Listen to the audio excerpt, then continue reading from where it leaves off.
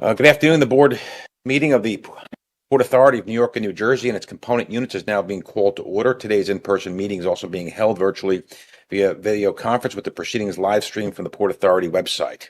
On November 8th, the Committees on Audit and Finance met in executive session. Earlier today, the Committees on Capital Planning, Execution, and Asset Management and Operations met jointly in public, and the Committees on Capital Planning, Execution, and Asset Management met in public and executive. Their reports will be filed with the official minutes of today's board meeting.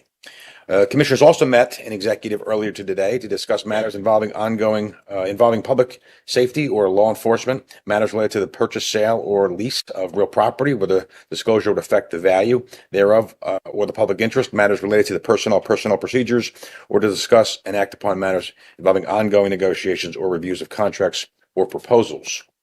For our first order of business at the board meeting, we call our Chief Financial Officer, Libby McCarthy, who is going to discuss the proposed Port Authority 2024 budget. This proposed budget was posted on the Port Authority website for public comment last week. Libby, welcome. Thank you, Chairman, and good afternoon, Commissioners. So today I am pleased to present the proposed 2024 budget. And as the Chairman just mentioned, in order to provide the public with ample time to comment on the proposed budget, we did post it on our website on November 15th in advance of this meeting.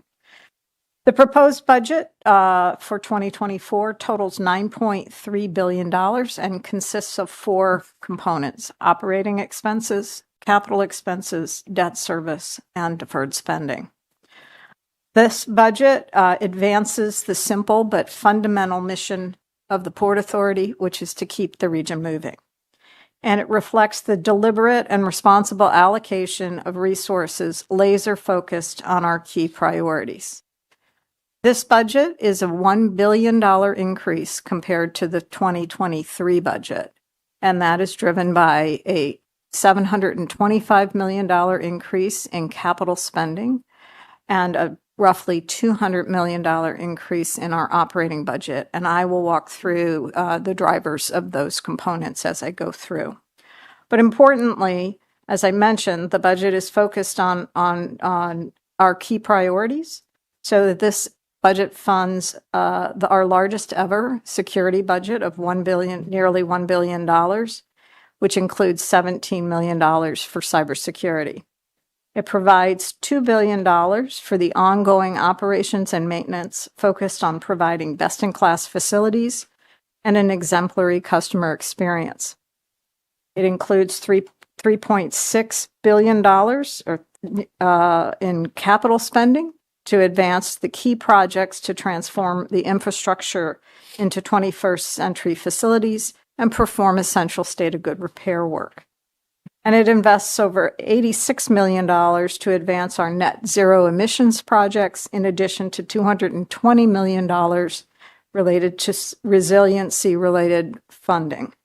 And finally, it dedicates over $200 million to invest in technologies and systems that support innovation and supports our innovation hub. The proposed budget It was developed, as I said, in a way to think forward about where we are in our recovery from COVID-19 and what's happening at our facilities. So to put things into context, I thought I would highlight some of the key things going on at our facilities. At Aviation, we're projecting to serve a record nearly 147 million passengers. That would be 108% of pre-COVID levels. We are continuing our massive investment in transforming our airports into 21st century airports and meeting best-in-class standards. And we are, of course, at the airports laser focused on safety and security, including managing landside and traffic challenges. At TB&T, we project that we'll have over about 122 million vehicles to use our bridges and tunnels in 2024. And there we are focused on maintaining our state-of-the-art all-electronic tolling system and improving toll collection and recovery, and ensuring, again, best-in-class safety and security at our facilities. We are projecting that we will have 57 million passengers used the PATH system in 2024. That's 70% of our pre-COVID levels. There, Chlorel just spoke to you about our focus on improving the customer experience through our new State of Good Repair initiative and the continued rollout of our 9-car train operations on the Newark to World Trade Center line. Again, focus on our safety and security across the PATH system, and then also important, implementing our 21st century tap and go payment system. At the ports, we project that we'll have 8.1 million TEUs, which is 108% of pre-pandemic levels. We'll continue to focus on increasing our market share and maintaining the port's leadership position amongst U.S. ports, and reducing truck congestion and improving traffic around the ports, including for the Port Street Corridor Improvement Project at Port Newark. And finally, at the World Trade Center, following the completion of the Performing Arts Center just a few weeks ago, we are focused on maximizing the vibrancy and activation of the World Trade Center campus and operating and managing a fully leased Tower 1. So with that in context, I show here our proposed budget, both from the sources side and from the uses side. As a self-funding entity, it is important for us to make sure that we have sources that can balance with our uses. So you can see the primary, on the sources side, our primary sources are our gross operating revenues that we collect at our various facilities, and debt issuance and other sources on hand, as well as some grants and passenger facility charges. And I'm going to walk through the key parts of this. That balances off the spending, $3.9 billion for operating expenses, $3.6 for capital, $1.7 for debt service, and $100 million for our deferred spending. This slide is important because it shows the progression in our net operating revenues. And when you look back to 22 actuals, our 23 budget, and this proposed budget. And why am I focusing you on our net operating budget revenues? It's because that is what allows us to leverage that net operating revenue to fund our important capital plan. So you can see, as we've been recovering and activity at our facilities have been recovering from COVID-19, the net operating revenue is improving, and that is what's going to allow us to afford that significant increase and get back to our pre-COVID spending on our capital plan. So, and we also look at this and balance this with our various credit metrics to make sure that we're maintaining the credit strength and credit quality of the Port Authority. So let me drill down a little bit into gross operating revenues. First, we always start with where we are on activity. Not going to spend a lot of time here because I've framed at least where we expect to be on the activity, but let me orient you on the slides here. On the left, we have aviation. The yellow dotted line is 2019 levels. The blue line is our actual and or projected activity levels at the airports. On the right-hand side is TB&T in the same format. So you can see that the airports incurred a very significant drop in passenger activity in 2020. Started working its way back in 21 and 2022. And finally, in 2023, we've gone past pre-COVID levels, and we project to continue that growth into 2024. TB&T, more resilient in the pandemic, still had a significant drop, but not nearly to the level of aviation, and a quicker recovery. And 2023, basically at 2019 levels, and we expect some modest growth into 2024. At the ports, different story. So significant just increase in port activity in 21 and 22, driven by the goods-driven economy in those years. And now what we're seeing is that the activity at the ports is coming back in line to the economic shifts between goods and services, as well as some of the impacts of inventory on hand. And we expect that ports will actually have some growth into 2024 from 23's estimate and be at 108% of 2019 levels. And then PATH finally, which is on the right-hand side here, you can see had a precipitous drop in its ridership and has had a much slower recovery and is still anticipated to be at 70% of pre-COVID levels in 2024. So when you mix this activity level into our formulas as well as our fixed or participation-based rents, what this translates into is a operating revenue budget of $6.7 billion, which is an increase of $300 million, or roughly 5%. Most of that is occurring at the airports, 220 million of that. That's coming from our rentals, which are driven by activity and the full year impact of the new redevelopment leases that we have at the airports. So that's 130 million of that increase. And roughly 80 million is driven by a combination of higher estimated cost recoveries, access fees given increased activity, and AirTrain fares given activity increases, as well as the 25-cent CPI-based increase that was approved back in 2019. PB&T, $103 million of an increase. That's broken up into two components. One is $75 million related to the CPI-based toll increase. Again, that was confirmed by the board in 2019, confirming actions in 2011 and 2008 with respect to CPI increases in the budgets. And then there's also a component of vehicle growth. As I mentioned, there's some growth in the activity levels there, and the mix between autos and trucks. And finally, for PATH, there's a modest increase reflecting the modest ridership growth that we're seeing for 2024, and there is no assumed fare increase in 2024 for PATH. So let me move on to our operating expenses.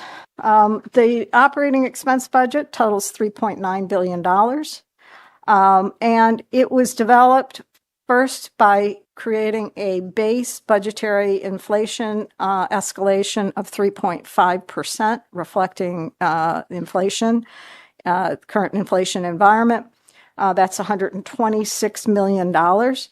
That money then was allocated to the departments in relation to our priorities. And in addition to that, we are proposing a special purpose spending of $66 million, which is necessitated by new or expanded facilities that are coming either into service in 24 or will be in service for the full year of 2024. And that's needed because the larger facilities will require more dollars to operate them because of the larger footprints. We have required incremental security spending of $9 million, which brings our total security spending to approximately $1 billion, and that's in response to the current threat landscape. PATH, as we already mentioned, we have the money in here. This is the operating portion of the money of what Clarel just addressed with you for the new State of Good Repair spending program. And then finally, we have costs that are related to activities we're taking on that have some component of cost recovery to them or incremental revenue. So things like maintaining the AirTrain or fuelers at the airports where there's a cost recovery component to them. So when you add that special project spending to the base and inflationary escalation, the total increase is roughly $192 million. So moving on to our capital spending. So I didn't bring props either because they wouldn't fit in the room because mine are really big. So let me just talk a little bit about some of our accomplishments in 2023, some of the capital milestones, and then we'll talk about the proposed spending for 2024. So at aviation, full opening of the brand new LEED Gold certified Terminal A at Newark Airport, which is getting rave reviews. Final stages of a whole new LaGuardia, including a new Terminal C gates and the Atrium Business and Conference Center, and major construction starting on the JFK transformation into a world-class gateway. Substantial at TB&T, we had substantial strides on restoring the George program, including the completion of the replacement of all of the suspender ropes on the north side of the bridge and the completion of the pedestrian walkways and plazas. We had completion of critical Superstorm Sandy rehabilitation on the south tube of the Holland Tunnel. On both, we have switched to the other side. So we're now in the north tube doing work, and on the George, we are now on the south walks. At ports, we have started the major construction for the Port Street Corridor Improvement Project at Port Newark and start of the southbound track connection from Elizabeth Express Rail to help enhance throughput. At PATH, we have delivery of the additional rail cars and the start of the 9-car train operations on the Newark to World Trade Center line, and advancement of the new tap-and-go payment system. And at World Trade Center, as I mentioned before, following we had the opening of the new Performing Arts Center and the Greek Orthodox Church. We have continuing activation of the campus. In December, the adoption of this budget, I'm asking our communications folks that, there's a lot of good things to talk about and reflect upon those accomplishments we looked at in 2023. So I'm hoping we can have some visual put up. So this is to Ben and to James Allen. Let's have something concrete that we can show the public about those advancements that have been made in 2023 and those projects with great promise that we hit in 2024. So any other surprises that we have in 2024? I mean, again, we expect revenues to continue to come back, expect PATH to start arcing past their 70, 80%. You're seeing these wild investments in aviation and PATH and port and World Trade, TB&T. Again, it seems to me that we're going to be able to fund these big picture projects that the port was designed to do over 100 years ago. This is what they wanted to do. So when you talk about new airports, you talk about new facilities and new ports and new operations and new PATH and new World Trade and the PAC, and these things cost money. Mm-hmm. So, and I think that's what you're kind of showing the four corners of this budget, those big ticket items that are going to cost money as we move forward into this next iteration. Right. That's correct. Questions or comments from our Vice Chair? So I just, excuse me. Libby, as I understand it, with 147 million passengers in aviation and 122 million travelers over our bridge and tunnels, that's approximately 270 million. There's 330 million people in this country. What's fabulous is about 80% of the population of this country we are equally serving. So the magnitude of what we're doing with such a modest budget and with only 8,000 employees, I think is a tremendous testament to the authority. And we're doing 500 projects in the state of good repair in addition to all these mega projects. So I just want to compliment you and all your colleagues for a job well done. Thank you. Thank you, Vice Chair. Any comments or questions from the other commissioners? Rick, anything you want to add to the presentation? No, I'll save my comments for my report. Great. Thank you. Excellent. Libby, thank you very much. Appreciate Thank it. We'll see you next month. All right, moving ahead, great segue. We're now going to hear from our Executive Director on his monthly report. Rick? Thank you, Mr. Chairman. I do want to comment on what the CFO has reported on and her report on the agency's proposed 2024 budget covering both operating and capital spending. The agency will now receive public comments on the proposed budget, and we look forward to receiving and reviewing those comments. But I do want to say the posting of the proposed budget represents months and months of hard work by agency staff that has produced a budget proposal that is both ambitious and prudent. We owe a major thank you to the finance organization and to all the divisions who helped produce the proposed 2024 budget. It was an extraordinary effort, and it is a very, very strong budget proposal. I do believe that the budget provides a strong financial framework to support the work of the dedicated Port Authority employees who actually deliver the services that the PA is responsible to provide to the public. And I want to thank all of the PA employees for their hard work and for their dedication. I also want to thank, as I always do at these meetings, the leaders of the 23 unions who represent 2/3 of our employees. I want to turn to the performance of the Port Authority facilities during October. Overall, it was an extraordinarily strong month. Aviation, in particularly, posted extremely strong numbers. For the month of October, passenger volumes across our airports were 5% above October 2019 volumes. This is both a new all-time high for the region's airports for the month of October, and those volumes also represent a record for any single month of passenger volumes in the Port Authority's history. Domestic travel was 7% above domestic travel in 2019, and international travel returned to its 2019 levels, a first.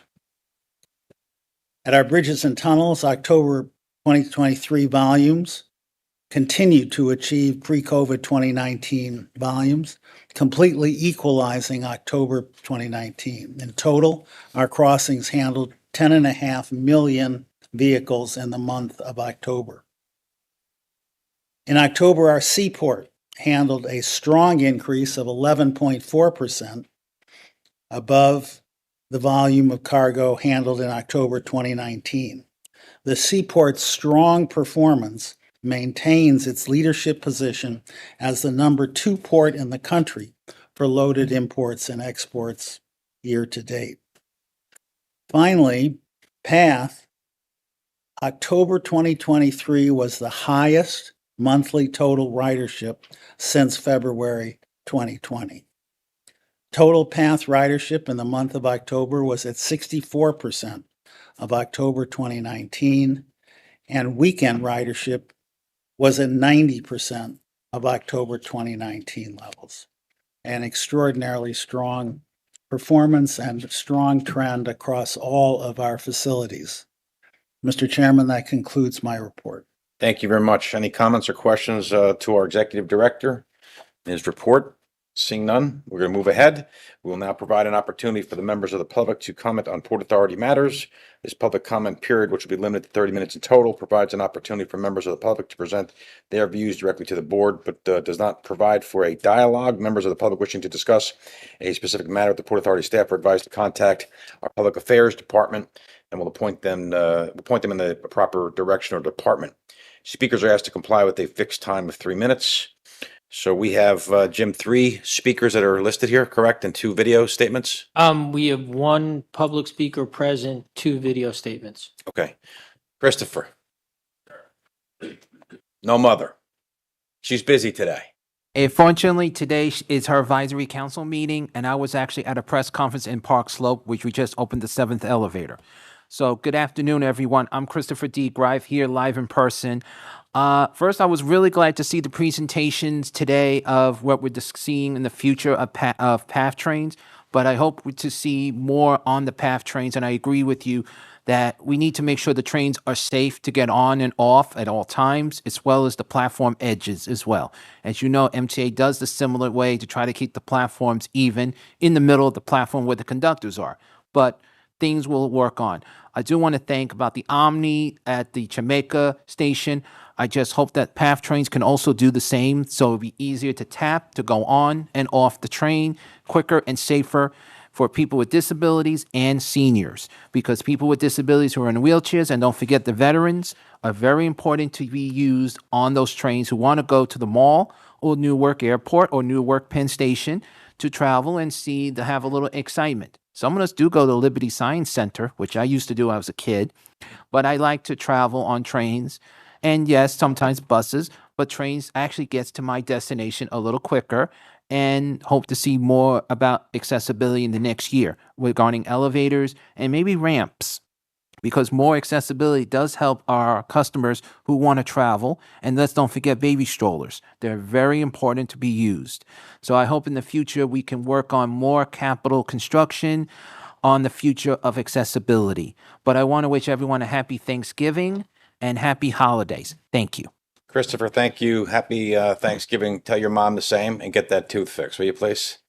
I will. And fortunately, I'm sorry she was not here today. Today is the advisory council meeting, and I was sitting here listening a little bit, but that meeting was extremely crowded. And MTA did their press conference today at 7th Avenue and 9th Street, so you may see me on the news there as well. Thank Great. you. Thanks, Chris. Thank you. First video is Rachel Kneps. Rachel Kepnes, yes. Thanks for that correction, Jim.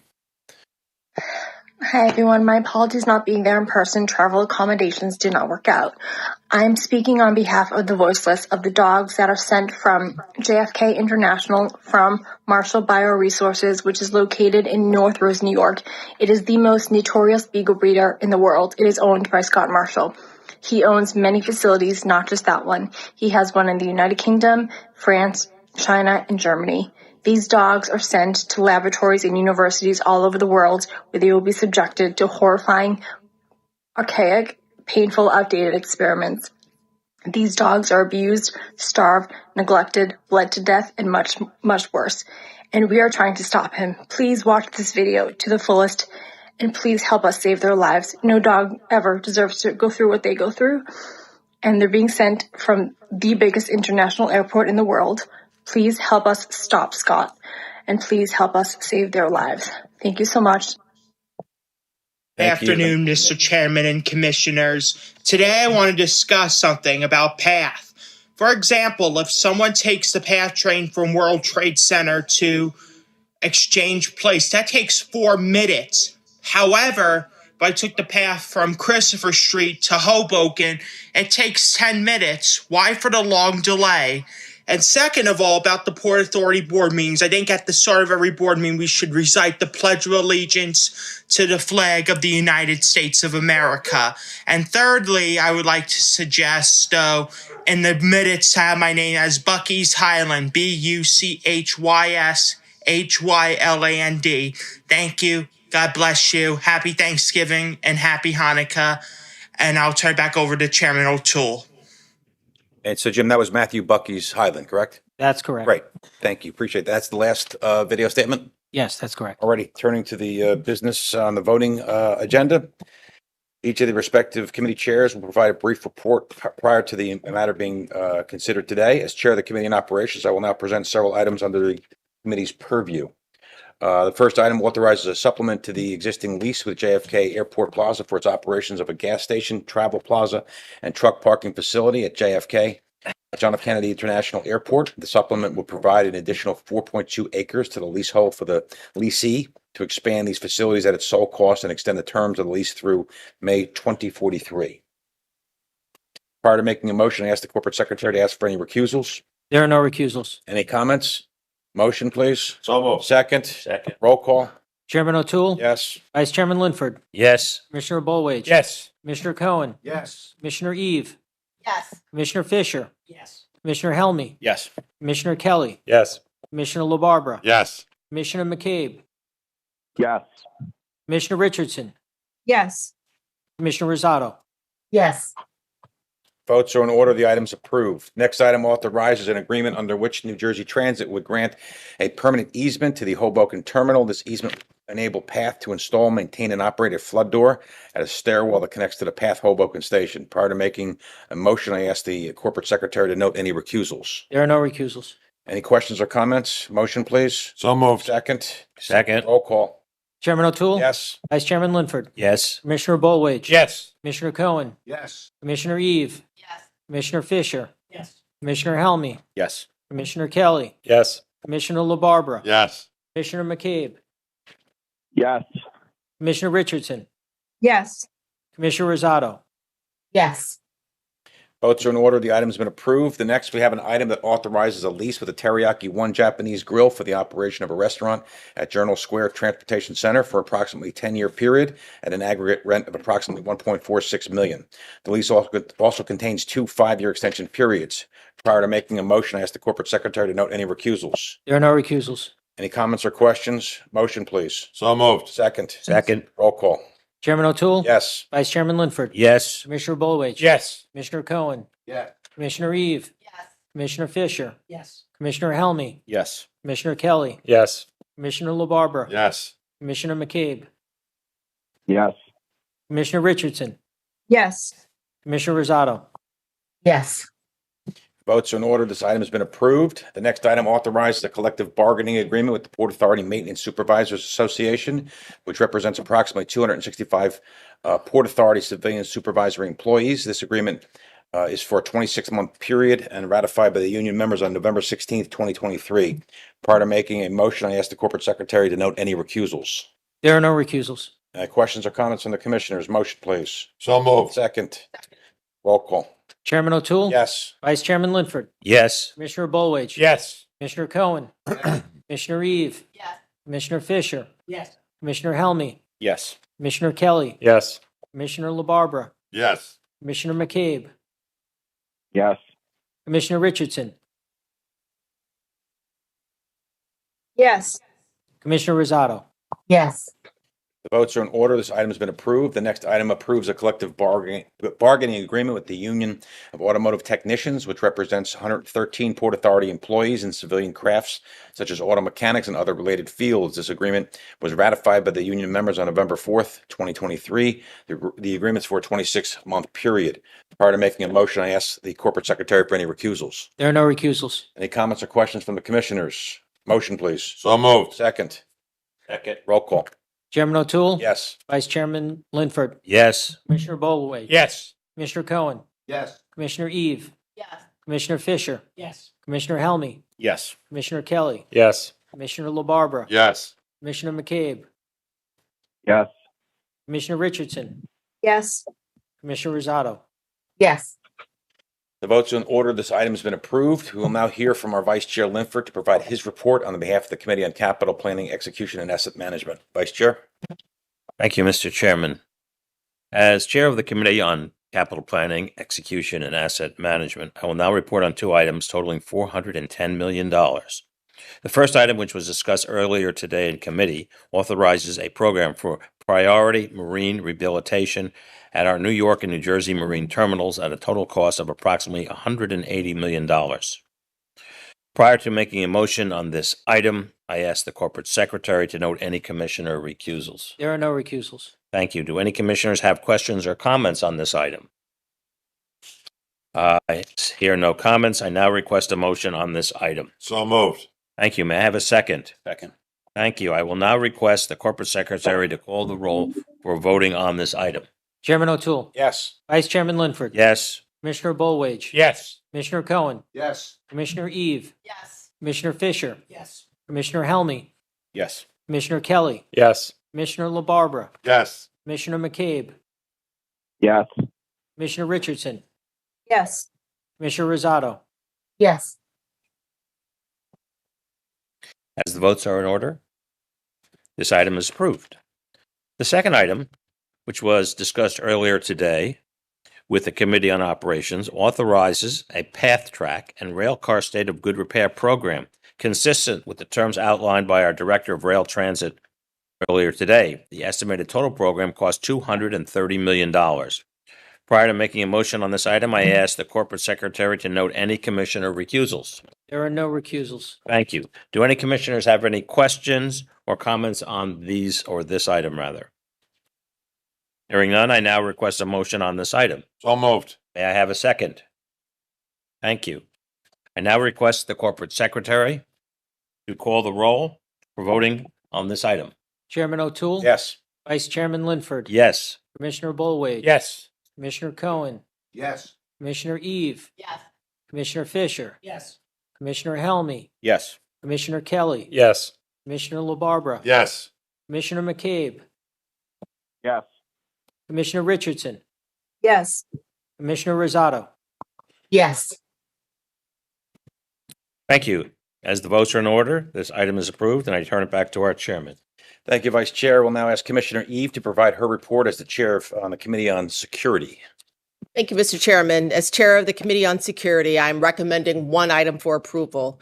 This item authorizes a project for certain state of good repair, including software and hardware upgrades for the perimeter intrusion detection system at John F. Kennedy International, Newark Liberty International, LaGuardia, and Teterboro airports at an amount of $12 million. Prior to making a motion on this item, I ask the corporate secretary to note any commissioner recusals on this matter. There are no recusals. Do any commissioners have questions or comments on this item? I now request a motion on this item. So moved. May I have a second? Second.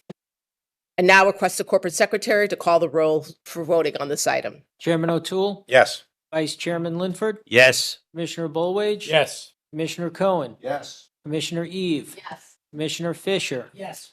Commissioner Helmy, Yes. Commissioner Kelly, Yes. Commissioner LaBarbera, Yes. Commissioner McCabe, Yes. Commissioner Richardson, Yes.